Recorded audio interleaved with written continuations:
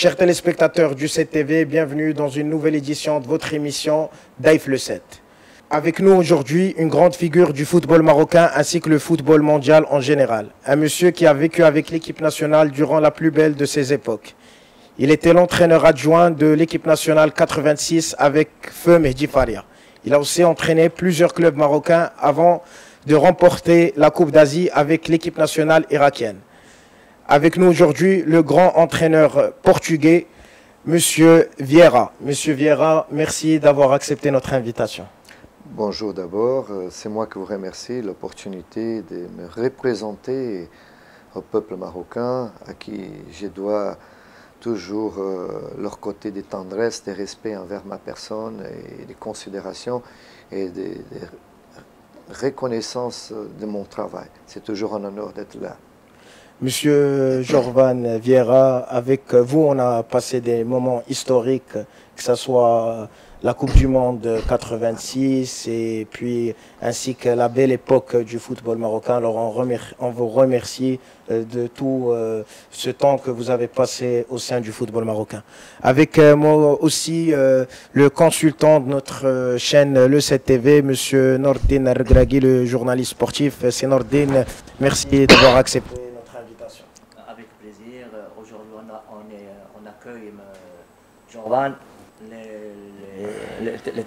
Nos amis du 7TV, ils vont, surtout la génération 86 et tout ça, ils vont se rappeler du monsieur Jorvan avec son survêtement rouge, la jaquette, la barbe, tout ça. Tout à fait. C'était une belle époque, c'était aussi Guadalajara, c'était le Mexique, c'était Guadalajara, c'était Dormi, Bouyahaoui, Timoumi, Khayri, ils vont le reconnaître. Bouderbella, Crimo, El Bias, El Zaki, toute une pléiade des grands messieurs, des grands joueurs. Et je ne vous cache pas, quand je l'ai vu contre l'Ismaïli Raja, j'ai dit « Ah, il est toujours là. » Monsieur Jorvan, alors on commence avec l'actualité. Vous étiez l'entraîneur de l'équipe égyptienne l'Ismaïli d'Égypte. Vous avez joué dernièrement contre le Raja durant la Coupe d'Arabe. Votre équipe a été disqualifiée contre le Raja, 0-0 aller, 0-0 retour, et après il y avait les pénaltys qu'ils ont souri au Raja à la fin du match. Alors, comment ça a été d'abord votre séparation avec l'Ismaïli? On sait que vous avez passé 2 mois, après vous avez demandé votre démission. Et puis, comment pouvez-vous nous parler de ce parcours un peu, on va pas dire un peu moyen avec ce club-là? Je ne suis pas d'accord que c'est un parcours moyen, d'abord. On va aller par étapes en fonction de tout ce que vous m'avez posé des questions à ce moment-là. Je suis arrivé à Ismaïl le 4 octobre, invité par le président, qui était déjà mon président la saison 98-99, quand j'avais formé la plus belle équipe d'Ismaïl, avec Barakat, Islam Chart, Khaled Bibo, Eyman Nahal, Saïd Mawad, qui par la suite, ils ont été tous achetés par l'Ahli Club, qui a acquis 10 titres de suite avec ces groupes de joueurs et qui ont été aussi la base de l'équipe nationale égyptienne, qui a aussi gagné pas mal de compétitions internationales.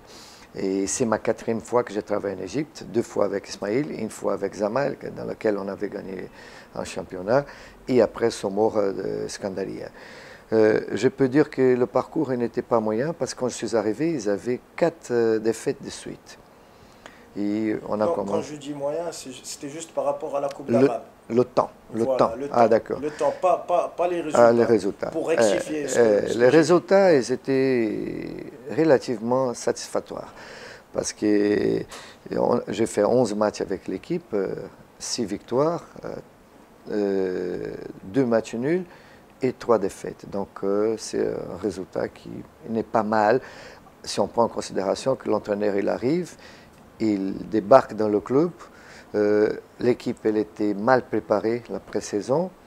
Il y avait un choix qui n'était pas vraiment adéquat à niveau des joueurs qui ont été obligés de les enlever quelques jours pour essayer d'améliorer l'équipe. Ils jouaient avec des jeunes de 19 ans, 20 ans, 21 ans, que ce n'est pas facile. Le championnat égyptien, il est très compétitif. L'équipe, elle était dans 4 compétitions en même temps. La Ligue de l'Égypte, la Coupe de l'Égypte que j'ai laissée en demi-finale, la Champions League d'Afrique par le côté des qualifications encore, et la Coupe arabe. Comme le Raja. Voilà, donc 4 compétitions que c'est pas facile. Le Raja ne joue pas la Champions League, la Coupe de la CAF. Donc là, c'est pas facile de gérer tout ça. Et donc on a essayé de gérer. Et les 5 premiers matchs, on a gagné 3, on a fait 2 matchs nuls. On a gagné un des candidats au titre du championnat égyptien, c'est le Pyramide, une équipe très forte. Ok. Et on a fait un match nul contre le Raja, qui tout le monde attendait, qu'on perd déjà à Ismaïlia. Hein? Et même, il y a certains collègues à vous de la presse qui disaient que le match il était dans la poche. Ça, j'ai pu voir, j'ai pu lire ça, comme quoi le match il était dans la poche, que le Raja allait se qualifier facilement, et que ce n'était pas le cas. Ils ont souffert pour avoir leur qualification. Donc, le temps il était court, mais c'était une décision que je devais prendre. Je ne peux pas accepter d'interférence dans mon travail. Et c'est ça ce qui est commencé à arriver de la part du président du club. Pas le comité totalement, le président. Et je n'étais pas d'accord avec certaines choses qui voulaient prendre des décisions. Et c'était mieux de se séparer. Et la séparation n'était pas arrivée après le match de Raja. Quand on a joué notre premier match au Burundi, il y a une quinzaine de jours, ou peut-être 20 jours déjà, après le match, j'ai communiqué que je n'allais plus continuer avec eux, que j'allais faire le match retour de Burundi à Ismaïlia et le match de Raja, et ça allait s'arrêter là, et d'ici, je n'allais pas retourner avec eux. Donc c'était une chose, il y a eu un préavis, parce que quand vous n'êtes pas content dans votre lieu de travail, il vaut mieux ne pas rester. Oui, même si vous avez des bonnes conditions financières, autant professionnelles, des bonnes conditions de développer le travail, mais il vaut mieux ne pas rester. Et par rapport à la presse égyptienne et le public d'Ismaïli, comment est-ce que le public a accepté votre démission et puis la presse égyptienne? Bon, il en veut le président. Okay. Il en veut le président et même la presse. Okay. Moi, je suis épanoui là-dedans. Il n'y a pas de problème, ils ont parlé que de bien de moi, surtout après le match. Même avant le match, ils parlaient déjà. Après le match, ils ont bien parlé. Et le public, ils ont demandé mon retour et tout ça. Ils mettent la pression au président. Ils auront un match ce dimanche-là contre le Cotonou. Et ça sera un match difficile à Ismaïlia. Et si ça ne marche pas, je sais qu'il y aura quelques problèmes au niveau des comportements des supporters. Mais pour faire 0-0 avec le Raja, avec 40 000 spectateurs ou bien 30 000 spectateurs qui étaient présents au stade, c'est comme, on ne va pas dire un exploit, mais c'est très dur. Vous savez très bien le football marocain. Stade Mohamed V qui est un monument historique pour tous les Marocains, et pour faire 0-0 et arriver avec le Raja jusqu'en pénalty, alors que le Raja était sacré champion de la Coupe de la CAF avec cette belle période. C'est vrai que vous avez su gérer ce match, mais comme on dit, les pénaltys c'est de la chance. Je crois que ce n'était pas nous qui étions arrivés au pénalty, c'est les deux équipes qui sont arrivées au pénalty. Je suis désolé. Parce que vous nous placez dans la position comme quoi on arrive au pénalty. Non, non, les deux équipes ils sont arrivées au pénalty. Je suis désolé. Et on a fait un grand match. On a eu la chance même de gagner le match. C'est ce que j'ai dit. Donc le 0-0, je crois qu'il était équilibré. Et le pénalty, c'est une loterie. C'est une question de chance. L'homme plus capé de mon équipe, qui avait plus d'expérience, mon capitaine à 33 ans, et qui était déjà sacré ballon d'or africain il y a quelques années, c'est lui qui m'a raté le penalty. Ça arrive, ça peut arriver à tout le monde. Et on ne peut pas incriminer ou dire que c'est à cause de lui. Non, il ne faut jamais dire ça. Ça, c'est le football. Je crois qu'ils avaient peur de l'Ismaïli plus que le Vita Club. Tout à fait, tout à fait. Ils avaient beaucoup de respect envers nous parce qu'on a présenté notre carte de visite au match aller. Moi, ils n'attendaient pas. J'ai dit ça parce que tous les matchs de la Coupe de la CAF ou bien la Coupe d'Arabe, le Raja a gagné avec des larges scores, comme par exemple l'AS Vita Club, ils ont battu 3-0, 4-0. Après, l'Ismaïli. Mais tout dépend avec qui, contre qui il joue. L'Ismaïli avec son expérience, bien sûr, et vous qui connaissez très bien le football marocain, etc. Vous avez su gérer ce match, comme le Raja a su gérer le match. La tactique et la stratégie, elle était, on monte en fonction de contre qui on joue et contre qui sera au terrain, c'est-à-dire les joueurs. Je m'excuse, il y a aussi cette morphologie des Égyptiens, ça joue. Oui, la morphologie, et je pense plutôt que c'était l'envie de mes joueurs de faire un grand match. Ils ont montré sur le terrain qu'ils avaient envie de gagner le match.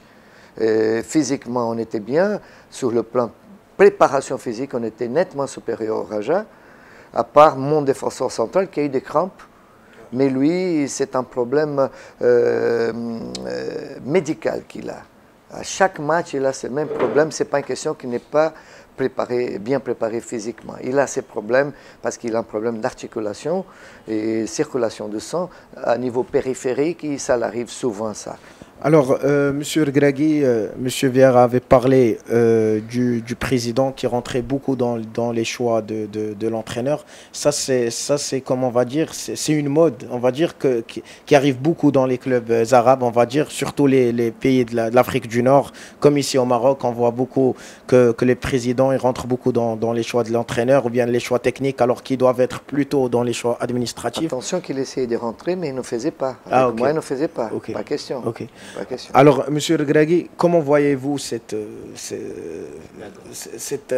on va dire, l'entraîneur, enfin le président qui rentre plus dans les choix administratifs que les choix techniques, les choix techniques plus que les choix administratifs? Ça ne doit pas exister, ça doit pas exister. Il doit avoir le respect des gens. Un entraîneur, c'est un entraîneur, il connaît son technique. Un dirigeant, c'est un dirigeant, lui, il s'occupe de l'administratif. Les choses, la billetterie, beaucoup le management et tout ça. Et comme on avait parlé avec Jorvan il y a une demi-heure, pourquoi on délivre une licence, un diplôme aux entraîneurs? Exige un diplôme dans l'entraîneur. Donc, les dirigeants aussi doivent passer par la formation, un diplôme. Ils exigent. Vous avez le diplôme pro, vous avez la licence A. Oui, ok. Donc là, on pourra commencer à discuter pour le contrat. Et les dirigeants, quel est le diplôme qu'ils ont? Ils n'ont pas de diplôme.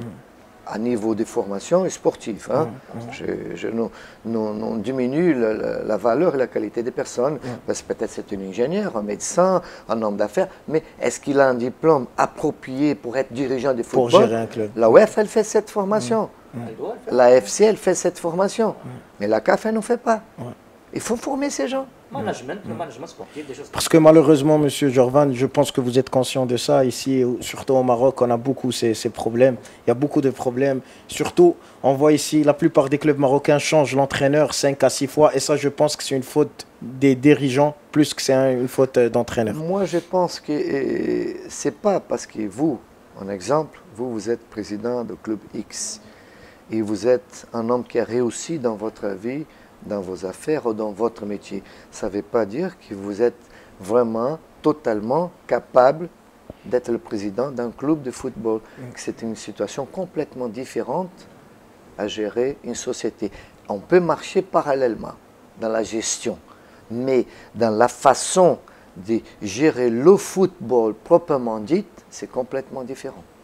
Ok, très bien. Alors, ma deuxième question, on va sortir un peu de l'Ismaïli, de votre départ. On va parler plus de votre époque ici au Maroc, avec beaucoup de clubs marocains comme le WAC, comme le KCM, comme plusieurs clubs, les Phares, comme plusieurs grands clubs marocains qui ont formé l'histoire du football marocain.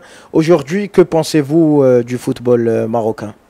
Bon, je pense que le football marocain, par rapport aux années que j'étais là, il est complètement différent déjà. C'est un football plutôt commercial dans le sens financier. Il y a plus d'injections d'argent qu'à notre époque, beaucoup plus. Les joueurs aujourd'hui, s'ils arrivent à comprendre que vraiment c'est important d'être un pro à 100%, ils auront plus de bénéfices, sûr et certain, parce qu'il y a de l'investissement dans le football de la part du club, de la part des sponsors, de la part des sociétés intéressées à coadjuver. La télévision aussi. À coadjuver, les droits d'arène aussi, des participations. Donc, il est complètement différent. Et la façon de jouer le football aujourd'hui, elle est différente de notre époque. C'est un football beaucoup plus compétitif. Il y a plus d'engagement physique. Aujourd'hui, on voit, par exemple, un avant-centre qui vient de recevoir un centrage, il fait un coup de tête, la balle elle va revenir dans son camp défensif et lui il est en train de faire un démarrage fantastique pour aller aider la défense ou un corner contre eux. Il reste 2 minutes pour finir le match. Donc il y a plus d'engagement physique de la part du joueur. Aujourd'hui ça exige beaucoup plus la condition physique du joueur et l'aspect stratégie, tactique. Il joue aussi beaucoup là-dedans. Mais si vous n'avez pas une bonne condition physique, vous ne pouvez pas appliquer les stratégies telles comme elles doivent être faites. Donc le football marocain, je pense qu'il est en pleine période de transition. Il y a eu des changements à niveau directive, dans tous les sens, dans les clubs, dans la fédération, on sait très bien. Ils sont intéressés de progresser le football marocain, d'évoluer. Et comme le Maroc, dernièrement, il était candidat à l'organisation du mondial avant le mondial qui s'est réalisé dans la Russie, comme on sait très bien, c'était donné aux États-Unis, au Canada. Donc, je pense qu'il y a une évolution énorme. Mais dans toute l'évolution, on a besoin toujours de restructurer quelque chose. Donc, c'est là, dans la restructuration, qu'il faut savoir faire sur le plan administratif, gestion, la conscience professionnelle des entraîneurs, des joueurs, des dirigeants, de la presse aussi, parce que nous tous, nous travaillons ensemble. Ouais. Vous, les gens de la presse, vous pouvez faire notre promotion comme notre despromotion. Ouais. C'est une chose qui ça fait partie de votre métier. Si on n'est pas bien, vous devez nous juger qu'on n'était pas bien. Et nous, on doit accepter, on doit respecter ces jugements. Ça faisait aussi 20 ans que le Maroc n'était pas qualifié à la Coupe du Monde. Et avec, c'était le dernier entraîneur, c'était Henri Michel. Il y avait l'arrivée d'Hervé Renard qui a un peu changé ça. On était qualifié aussi au 2e tour de la Coupe d'Afrique. C'est-à-dire il y avait des résultats qui ont un peu donné espoir. Les résultats, ils ont aidé énormément. Parce que vous savez, dans la totalité, dans le football, ce qui compte, c'est le résultat. Parce que vous gagnez aujourd'hui, tout le monde vous embrasse. Ouais. Vous perdez des mains, tout le monde va vous rejeter. Ouais. C'est une réaction normale, normale, et qu'il faut que nous, les acteurs de football, on accepte ça. On doit accepter quand un supporter n'est pas content avec nous parce qu'on a perdu le match. Parce qu'il part là-bas au stade, il dépense son argent, il dépense sa passion, son amour, il laisse la famille pour aller souffrir, crier, râler. Donc, nous, notre devoir, c'est de faire le meilleur pour que ces gens ils quittent le stade heureux, contents. Jorvan, si, parce que Ahmed il parle d'actualité, si on revient un petit peu le Raja, parce que ça nous concerne, vous avez vu 2 fois le Raja. Alors, si vous pouvez nous donner une idée sur le Raja d'hier, que vous connaissez avec le petit jeu et tout ça, et celle que vous avez vue il y a 24 heures. C'est un football. Et puis, je m'excuse, et puis un mot sur l'Ittihad Alexandrie, parce qu'on ne sait jamais. On ne sait jamais le tirage au sort lundi prochain. C'est un football différent. Je reviens à ce que j'ai dit tout à l'heure. Il y a l'évolution physique, de la préparation physique. Donc ça demande beaucoup plus de jours. Le football que le Raja joue aujourd'hui, c'est un football plus direct. Plus direct. Et la preuve, c'est que quand on a joué contre eux, il y a 3 jours, quand on a mis la pression dans la balle qui était avec le Raja, dans leur surface de 18 mètres, le milieu défensif devait venir chercher la balle pour commencer à faire la relation de jeu entre lui et les autres joueurs de côté, qu'ils ont trouvé des difficultés. Donc l'option, c'était quoi? Le défenseur central, les arrières, envoyer les longues balles, ou même le gardien. Donc on les a difficultés énormément, et c'était un jeu plus direct. Parce qu'au Raja, il ne faut pas lui donner de l'espace, il ne faut pas donner de la liberté. Mais ils ne vont jamais faire le même jeu, le jeu d'avant, ça jamais. Même si les joueurs sont des joueurs gabarités, des qualités, mais c'est une autre époque, c'est complètement différent. C'est un football qui, à notre époque, à cette époque-là de Raja que vous dites, que vous mentionnez, le football était beaucoup plus lent, moins rapide, moins agressif, plus d'espace. Aujourd'hui, on n'a pas l'espace pour respirer. Pas simplement pour passer la balle. Les joueurs, ils n'ont pas l'espace pour respirer. Donc, ils doivent penser d'avance qu'est-ce qu'il va faire avant que la balle elle arrive, si elle arrive. Vous comprenez? Donc, c'est un football différent. C'est vrai que le Raja, ils ont des joueurs, des qualités, comme j'ai remarqué certains joueurs, plein de qualités, des joueurs talentueux. Mais je pense qu'ils, peut-être, ils pouvaient essayer de jouer ce football-là que vous demandez en appliquant la vitesse, la réaction. Oui. Vous avez aimé Hadraf? Ah oui, beaucoup, beaucoup. C'est un joueur qui me plaît énormément. Jbira, vous avez aussi Oui, Jbira, il me plaît. Certainement. Oui, c'est un joueur, un défenseur normal comme tous les autres pour moi. Mais c'est un joueur sérieux, il est conscient, il est responsable. Mais... Et pour les pénaltys, certainement que vous vous rappelez de Bouamira qui est passé du bon côté, le gardien de but, notre gardien de but. Si vous voulez, le premier but qu'on a raté, mon capitaine, il a mis dans les mains du gardien. Bouamira, il n'a pas eu besoin de faire beaucoup d'efforts pour défendre la balle. Le deuxième, un peu. Mais le premier, il a renvoyé dans ses mains. Donc, le mérite, il est pour le gardien parce qu'il a plongé au bon moment, il était là, mais il y a aussi l'erreur de mon joueur qui l'a aidé à les consacrer. Parce que c'est ce que j'ai dit souvent à mes joueurs aux entraînements. Quand on fait des séances de tir au but, des entraînements de frappe de balles à l'extérieur de 18 mètres, je dis, vous n'êtes pas là pour entraîner les gardiens, vous êtes là pour vous entraîner. Donc n'entraînez pas les gardiens. Ce qu'il a fait, c'était de consacrer le gardien. Avec son erreur de frappe et son stress que je respecte énormément. Et ça arrive. Ça pouvait être lui comme pouvait être un autre joueur. Ça arrive. On profite de votre présence, Jafan, pour nous dire un petit mot sur le Ittihad Askandari. On laisse la parole à Ahmed après. Bon, l'Ittihad Askandari, c'est une équipe très aguerrie. Ils sont des guerriers. C'est une équipe dure. D'ailleurs, c'est l'équipe que j'allais prendre autant qu'entraîneur si je ne prends pas Ismail. Ah, d'accord. Voilà. On n'a pas se mis d'accord pour certains détails, mais c'est une équipe que j'admire beaucoup. Ils ont un nouveau président, plein d'ambition, un monsieur qui est en train de faire beaucoup de choses dans le club et qui ne s'en mêle pas. C'est ça le plus important. Et je pense qu'ils vont donner du travail à n'importe quelle équipe qu'ils vont jouer contre, sûr et certain. Sûr et certain. Et l'entraîneur aussi, Relmi Amatoula, c'est quelqu'un avec beaucoup d'expérience, un entraîneur qui a déjà entraîné Zamalek, Somoura, une quinzaine de clubs égyptiens en première division, qui était déjà adjoint en équipe nationale, il est rodé.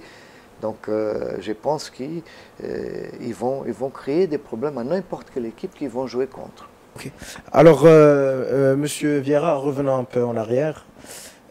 Tous les Marocains gardent des très bons souvenirs avec vous, ainsi que Feu Mehdi Faria, la légende, on peut dire, du football marocain, avec vous bien sûr comme adjoint à cette époque-là. On va parler un peu des souvenirs. Qu'a été le meilleur souvenir de Vieira avec Feu Mehdi Faria? Ainsi que bien sûr vos souvenirs avec Feu Dolmi et Boudrbala, Mustafa Haddaoui et tous les joueurs avec qui vous avez côtoyé bien sûr dans la Coupe du Monde Mexico 86. Bon, avec M. Fari, Lahmou, je connaissais Fari du Qatar, pas d'ici. On était voisins. Et il était entraîneur de l'équipe nationale du Qatar des juniors et j'étais entraîneur du Qatar Club, qui à l'époque s'appelait Steklal. Le Qatar Club, et on était voisins dans le même immeuble et on est devenus des amis. Il fallait, c'était un très bon cuisinier, il cuisinait très bien. Ah oui, oui, un très bon cuisinier. Et moi, j'étais pas loin de ça non plus, donc on faisait des échanges. Il préparait le salé, j'ai préparé le sucré. Et chacun il avait la clé de la maison à l'autre, parce qu'on avait des horaires différents de travail. Et quand j'arrivais, je trouvais déjà le repas prêt. Quand il arrivait, il trouvait déjà son crème caramel prêt. Okay. Donc, et c'est là qu'on a pu fonder une amitié très solide, très forte. Et lui, il me disait souvent, un jour, je veux que tu travailles avec moi. Je disais, ah, je ne sais pas, on ne sait jamais.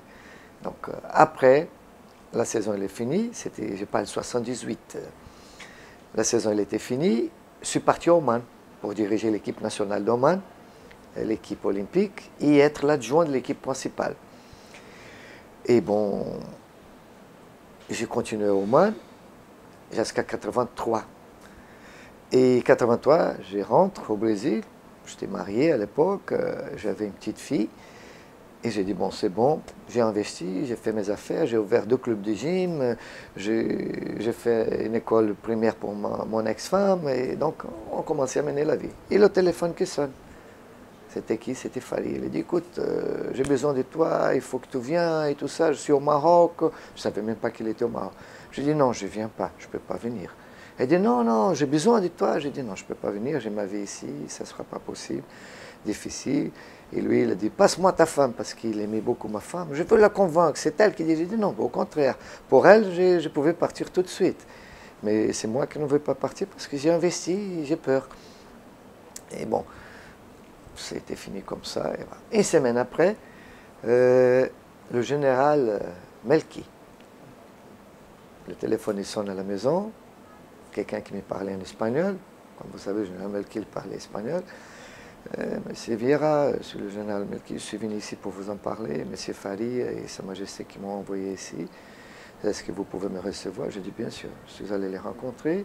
Et on a commencé à discuter et tout ça. J'ai dit voilà, j'ai expliqué toute la situation. C'est impossible de partir, je ne pourrais pas et tout.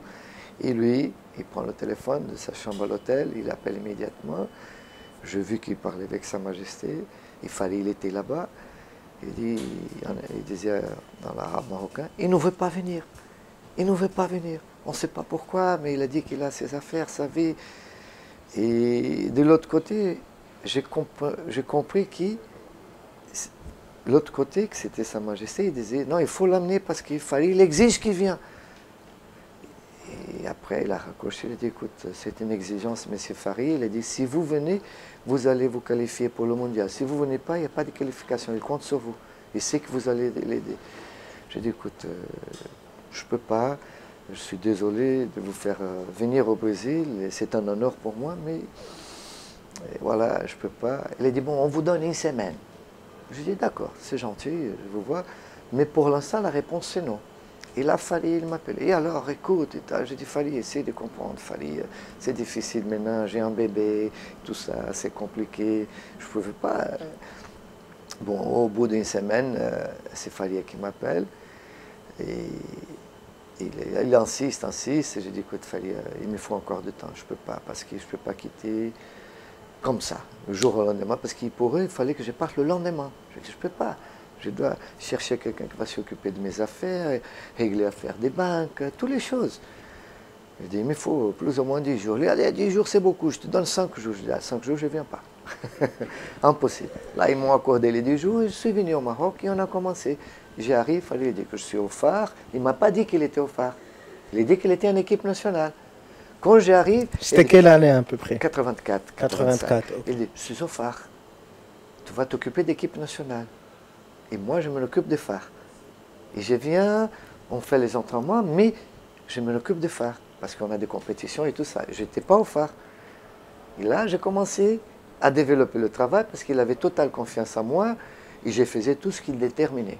Et tous les programmes que j'ai arrivé à établir à niveau de mon travail, concernant mon travail, je l'ai communiqué, je lui ai donné une copie. Voilà, je veux faire ça et ça et ça. C'est bon, je ne faisais jamais rien sans son accord. Avec son accord, ouais. Je respecte. J'étais adjoint, c'est comme ça, hein, dans ma conception.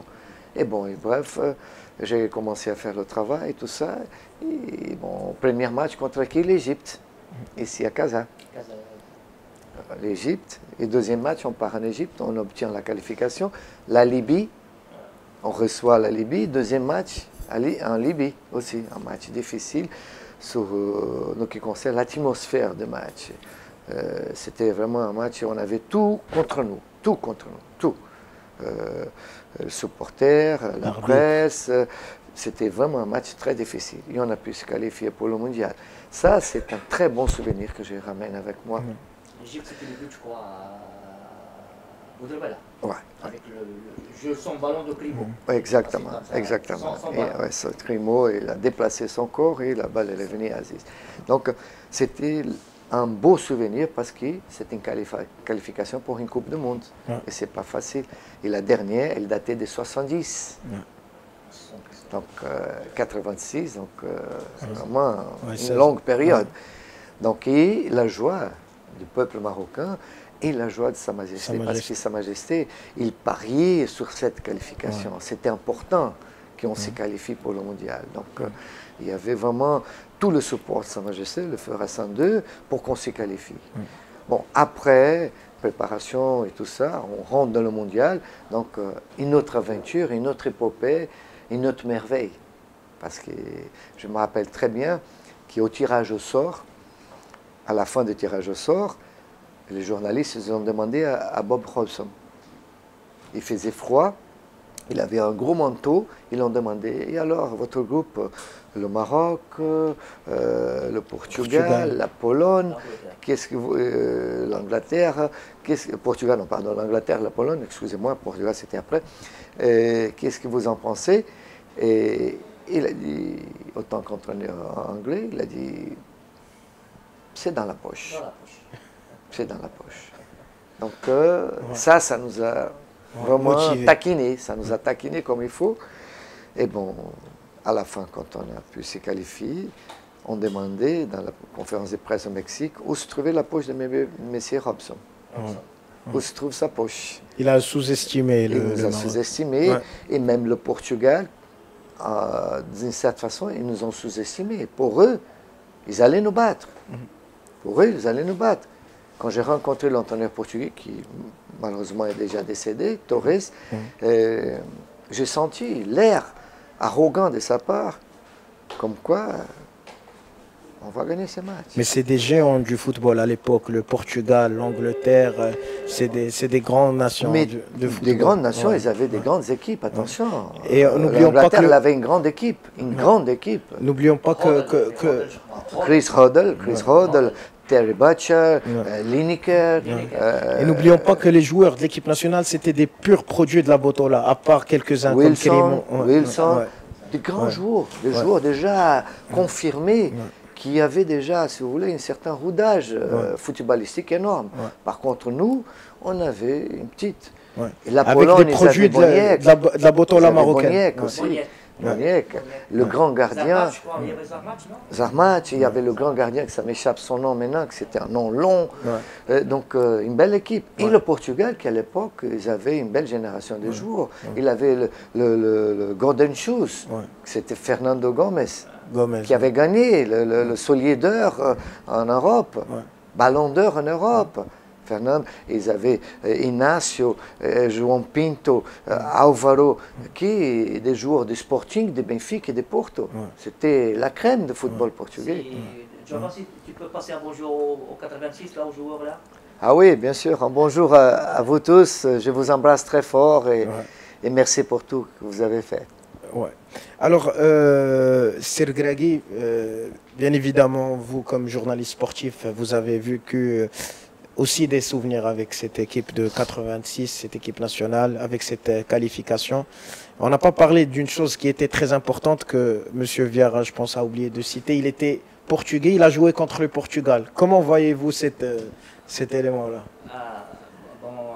Je crois que, comme il avait dit, il est portugais. Nous, on croyait que c'était un Brésilien. Il a dit que non, je suis portugais, né au Brésil. Bon, je ne sais pas, on peut lui donner la question directe, puisqu'on est. C'est toujours difficile, parce que je savais que j'ai toute ma famille là-dedans. Et je peux vous raconter même une vraie histoire. C'est qu'un oncle à moi, passionné de football, et il a arrêté de parler avec moi parce qu'on avait battu le Portugal. Il a arrêté de parler. Il a arrêté parce que, bon, pour moi, même si c'est quelqu'un de mon sang, de ma famille, c'est un peu l'ignorance. On ne mélange pas les choses. Mais tellement il était passionné, j'ai respecté, c'est son droit. Après quelques années, tout est devenu normal, ça arrive. Mais c'était difficile, vous savez, parce que je savais, mon père il était joueur de football. Il a toujours été fier à son pays. Et d'ailleurs, il a fondé un club au Brésil, à Rio de Janeiro, qu'il a donné le nom de comme on appelait le Benfica, parce qu'à l'époque, il n'existait que le Benfica, il n'existait pas Porto ni Sporting, à l'époque de mon père. Et au Glorioso, la gloire. Donc il a fondé cette équipe au Brésil qui était arrivée jusqu'à la 2e division 1.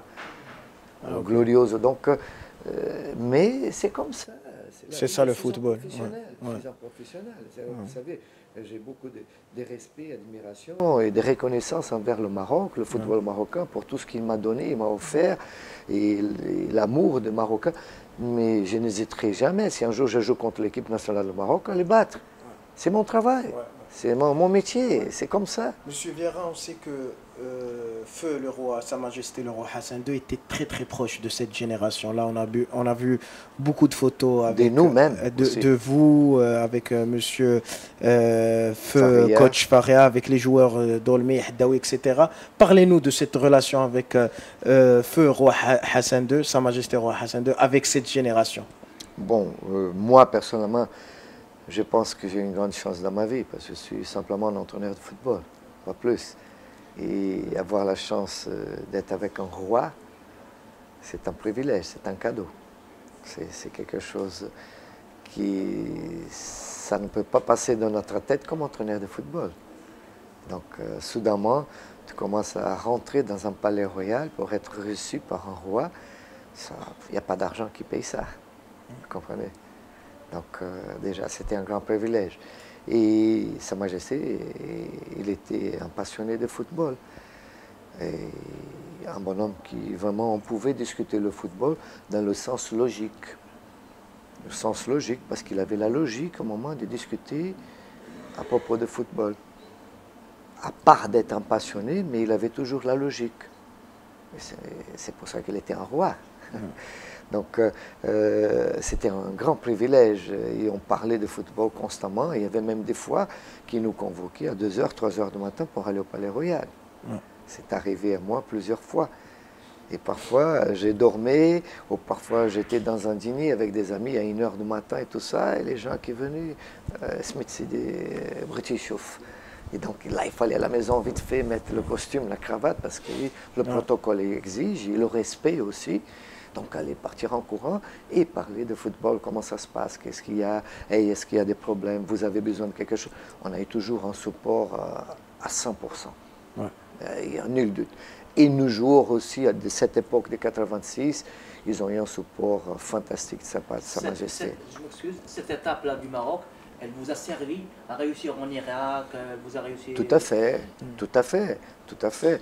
Et par la suite, d'autres chances d'être reçus par des présidents de république, par des rois de pays, comme la Jordanie, Cheikh Zayed. Donc, vous savez, et ça m'a pu donner beaucoup d'expérience dans ces domaines-là. C'était très important, bien sûr. C'était une bonne école pour moi et j'ai appris beaucoup.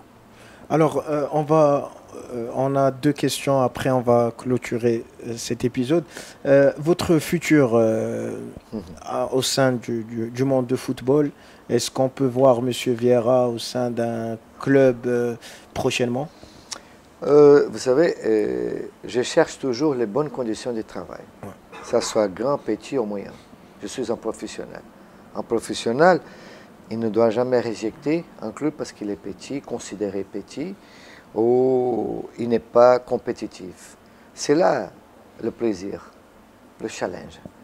Quand vous êtes pro, vous devez accepter n'importe quel challenge. Ce n'est pas une question financière, c'est une question de challenge. Pour prouver à vous-même de quoi vous êtes capable. Et moi, j'étais toujours un homme pour ce genre de situations. Donc, mais moi, aujourd'hui, ce que je cherche, c'est plutôt bonnes conditions de travail, et bonne organisation et bonne gestion. Et si c'est un grand club, qui n'a pas une bonne gestion, une bonne organisation, je n'accepte pas. Même si, comme on dit, et financièrement c'est une bonne offre, je n'accepterai pas. Et d'ailleurs, j'ai refusé une bonne offre d'un club dans notre pays, une très bonne offre, parce que je sais qu'il n'aura pas d'avenir, c'est une chose temporaire. Et je ne veux pas parce que je compte de faire ma carrière comme il faut et finir en beauté parce que, alhamdoulilah, j'ai un beau parcours dans ma vie professionnelle et je vais finir dans les 2-3 prochaines années en beauté. On ne gagne pas un titre, mais travailler dans un club qui m'offre toutes les conditions pour essayer de gagner quelque chose. Vous comprenez? Et surtout l'organisation et la gestion interne du club. Ça compte beaucoup pour moi. Là, je sais que je n'aurai pas de problème sur le terrain. Vous comprenez? Donc là, on dépend le pays, le club où je pars. Ça peut être un club, ça peut être une équipe nationale. Mais autant que je vois qu'il y a quelque chose de solide pour développer un travail, si c'est une équipe nationale, à long terme. Si c'est un club, on ne travaille jamais à long terme. Alors, quand on travaille dans un club, le résultat, c'est pour hier, c'est pas pour demain. Jordan, je m'excuse, il y a des entraîneurs qui sont faits pour l'Afrique. Pour parler, Oscar, les autres du Gabon, beaucoup d'entraîneurs qui sont faits pour l'Afrique. Est-ce que toi, tu es fait pour les pays arabes? Ou l'Asie. Non, moi je suis fait pour tout. Je m'adapte à tout, j'accepte tout, je n'ai pas de difficulté. D'ailleurs, j'ai travaillé en Afrique, j'ai travaillé au Moyen-Orient, j'ai travaillé en Asie, j'ai travaillé en Iran aussi, ça fait partie de l'Asie. Donc, j'ai pas de problème en Europe aussi, au Portugal, au Brésil. Donc, j'ai pas de difficulté parce que je suis un homme que je m'adapte facilement. Et je ne complique pas la chose. Parce que je pense qu'un professionnel de football, ça soit joueur ou l'entraîneur, quand il quitte chez lui son milieu, ses racines, la première chose qu'il doit faire, c'est de se divorcer de ses habitudes. Je ne peux pas transporter le Portugal sur mon dos pour aller travailler en Chine. Et chercher en Chine ce que je trouve au Portugal. Vous comprenez? Je rentre en Chine, je commence à devenir un Chinois. Dans ma façon de vivre, ma façon de comprendre la société locale, respecter les règles, respecter le système, là, j'ai pas de problème. C'est pour ça que je m'adapte partout, dans la richesse, dans la misère, dans les difficultés, et dans les facilités. J'ai pas de problème. Alhamdoulilah, j'ai pas ces problèmes-là. Et d'ailleurs, c'est pour ça que j'ai travaillé partout. Aujourd'hui, je maîtrise 7 langues et grâce à ça, je peux travailler n'importe où. Monsieur Jorvan, une dernière question. On a vu l'absence de Issam Hadari. Oui. On a lu dans la presse égyptienne que ça a été à cause d'un problème qu'il avait avec les dirigeants, bien le président, on va dire. Que pensez-vous de l'absence? Est-ce que ça a été est-ce que ça a posé un impact négatif sur le match? Vous savez, on regrette toujours quelqu'un quand il est mort, surtout si c'est un membre de notre famille. Mais la mort, il faut qu'on l'accepte. Il est parti. Vous comprenez? C'est comme ça.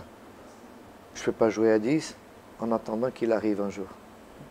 Il a fait un grand match aller. Il a fait toujours des grands matchs. Pour moi, c'est un grand professionnel, grand professionnel, que j'ai eu un grand plaisir de travailler.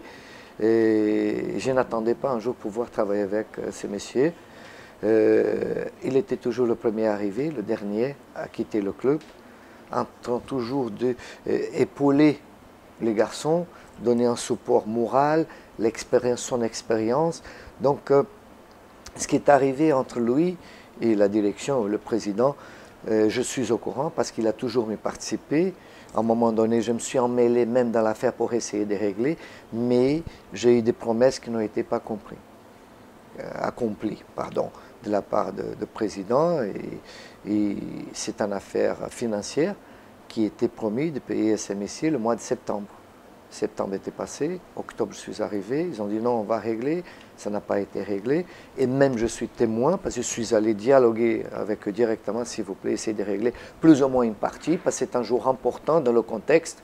Et vous savez qu'il a fait un grand match contre le Raja, vous avez vu ça. Ouais. Et pas simplement contre le Raja, contre Pyramids, il a fait un autre grand match. Ouais. C'était le standard, le porte-standard de notre drapeau pour ces matchs-là. Et ça n'a pas réglé. Il était arrivé à sa limite. Il a dit, je m'arrête. Il a une histoire. Il a 160 matchs pour l'équipe nationale. Oui, bien sûr. Et le mois un gardien de but historique. La première semaine de novembre, j'ai vu, il m'a montré, il a reçu un communiqué de la FIFA comme quoi son équipement, il est rentré dans le musée de la FIFA. Ses gants, son maillot, il fait partie maintenant du musée de la FIFA des joueurs historiques du football mondial.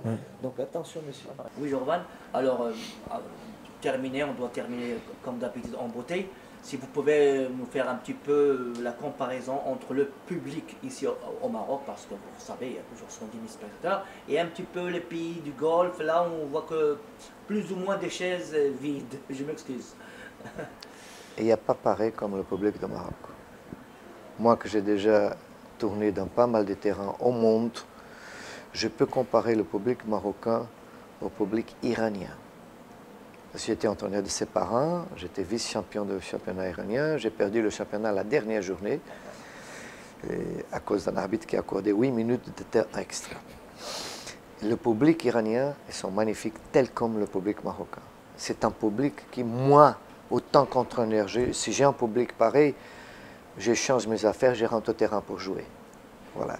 C'est un public merveilleux, on dépend d'eux, et eux savent comme nous manipuler, nous pousser en avant, et ça soit de Raja, ça soit de Wydad, ça soit des Phares. Le public marocain en général, il est fantastique, je me rappelle très bien, on revient en arrière, la Coupe d'Afrique 88, si vous vous rappelez bien, le match qu'on a perdu, la qualification contre le Cameroun, pour aller...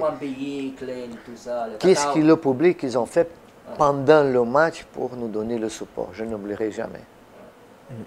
Donc le public marocain, il est merveilleux et ça fait un grand plaisir. Et je pense que le Raja, ils ont fait aussi un grand match parce qu'ils avaient le joueur numéro 12, 13, 14, 15 en train de les pousser, de les faire aller en avant parce qu'à un moment donné, le Raja, il allait craquer. Et c'est le public qui est revenu pour les remonter, pour regagner les forces et ils nous coinçaient encore. Leur chant et tout ça, fantastique, magnifique. J'ai jamais vu pareil au monde. Monsieur Jorvan, je vous remercie d'avoir accepté notre invitation, de nous avoir accueillis ici dans ce merveilleux hôtel. Monsieur Regragui, je vous remercie aussi. Avec plaisir. Je remercie. La dernière pour Jorvan, le pantalon rouge là, tu l'as toujours? Je le garde toujours. Le pantalon, le reste, ils sont gardés. Ouais, c'est terrible, c'était beau. Parce que chez moi, au Portugal, dans le dernier étage de la maison, j'ai fait un musée de ma vie, mon histoire, les médailles, les fanions, les photos. Et c'est toute une chambre qui a 7 tailles à peu près, ici où nous sommes, et qui a les étagères, les médailles, les fanions attachés au mur, photos de moi et Faria, avec Ismail, avec Zamalek, de tout, partout où j'étais, même les petits pins, les stylos que j'ai gagnés, tout, maillot d'un joueur de la Pologne, on a joué contre la Pologne. Le ballon de match de Portugal, il était avec moi, chez moi. Le match de Portugal. Un jour, on doit faire un. Il est chez moi.